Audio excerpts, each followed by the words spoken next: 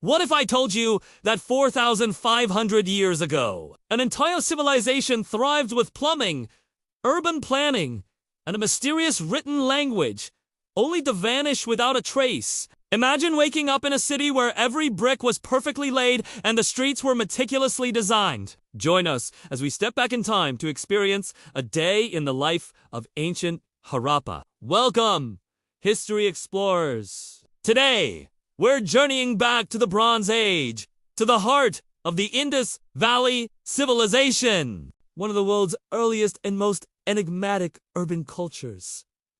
Forget what you think you know about ancient life. The people of Harappa weren't just surviving, they were thriving in a society that was, in many ways, astonishingly modern. Let's set the scene! The year is around 2500 BCE. The sun rises over the vast plains of what is now Pakistan, casting a warm glow on the fired brick walls of Harappa. This isn't a random collection of huts. It's a metropolis, home to tens of thousands of people. The city is meticulously planned, divided into a lower town for the general populace and a raised citadel, likely for administrative and religious activities. Our day begins in a multi-story home in the lower town. As a Harappan citizen, you'd wake not to a dirt floor, but to a clean, brick-paved courtyard. Your house, built from standardized, kill-fired bricks, a marvel of engineering for the time, is cool and sturdy. Sunlight filters in, illuminating rooms arranged around this central courtyard, providing both light and privacy. And here's a game changer. You head to a dedicated bathroom.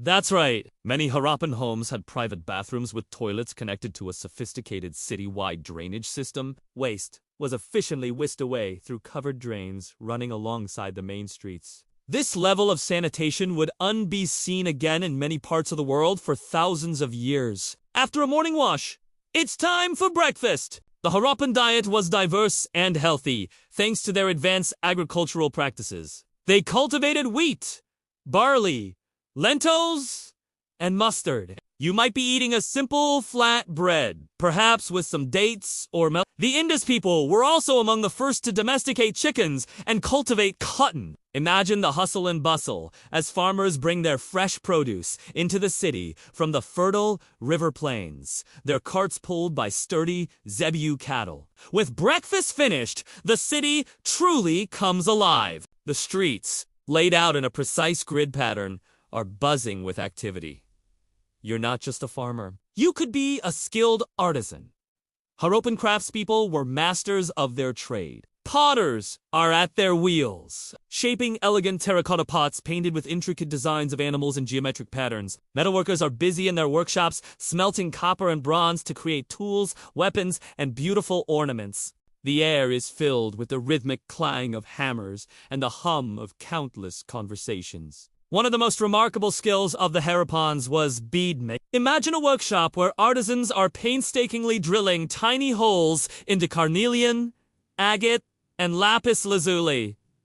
These beads weren't just for local use. They were highly prized trade goods, found as far away as Mesopotamia. This brings us to another key aspect of Harappan life: trade. Harappa was a major hub in a vast trade network. Merchants would prepare their goods cotton textiles, pottery, beads, and timber for long journeys. They'd load them onto boats navigating the mighty Indus River or onto overland caravans heading west. To manage this complex economy, the Harappans developed a system of standardized weights and measures. Archaeologists have found numerous cubical weights, all meticulously crafted to a consistent standard. This ensured fair trade and a stable economy. And how did they keep track of it all? This is where one of the biggest mysteries comes in. The Indus script. All over the city, you'd see small, square seals made of steatite, intricately carved with images of animals like bulls, elephants, and even unicorns, alongside a series of symbols. These seals were likely used to stamp clay tags on goods, acting as a label or a mark of ownership.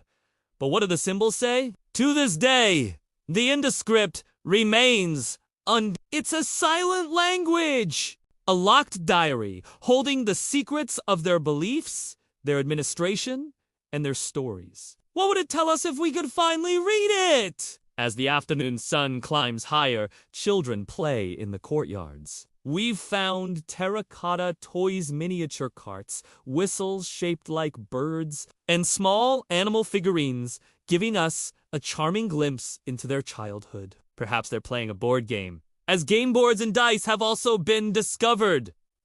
Life wasn't all work. The Harappans had leisure and art. They created stunning sculptures, like the famous priest king statue and the graceful dancing girl of Mohenjo-daro, a nearby sister city. These artifacts show a society that valued beauty and artistic expression. Another striking feature of Harappan cities is the apparent absence of grand palaces, royal tombs, or massive temples like those in Egypt or Mesopotamia. While the citadel was likely important, society appears to have been remarkably egalitarian. There rests little evidence of a king or a ruling class flaunting immense wealth while the masses lived in poverty. Instead, we see a well-organized, clean, and orderly society where resources, like water from public wells and the benefits of the drainage system, were available to many. Was it governed by a council of merchants, or perhaps a collective of priests? The answer remains buried with their lost language. As evening approaches, the city winds down. Families gather for their evening meal. The smell of cooking fires and baked bread fills the air. The Harappans enjoyed a rich culinary life. We know they used a variety of spices, and their pottery includes large storage jars, cooking pots, and individual bowls. After dinner, perhaps stories are told, myths of gods and heroes we can only guess at from the figures on their seals. And then, a profound mystery. Around 1900 BCE, this vibrant civilization began to decline. The once bustling cities were gradually abandoned. What happened? There are many theories, but no single answer. Was it a shift in the climate that dried up the rivers and ruined agriculture? Was it a devastating flood or an epidemic? Or did internal social or economic instability cause a collapse? The evidence is fragmented. We see signs of declarate networks faltered. The quality of construction decreased, and cities shrank. Within a few centuries, the great cities of the Indus Valley were empty, their streets silent, their script forgotten. Swallowed by the earth until their rediscovery in the 1920s.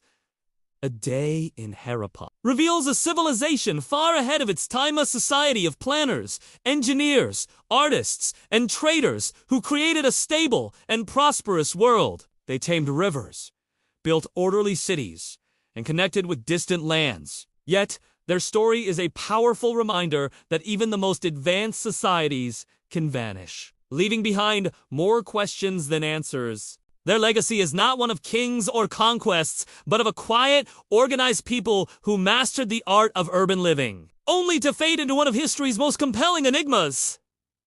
Thank you for joining us on this journey back in time. What part of Harappan life do you find most fascinating? Let us know in the comments below. If you enjoyed uncovering these ancient secrets, please give this video a thumbs up, subscribe to our channel, and hit that notification bell so you don't miss our next historical adventure. Until next time, stay curious.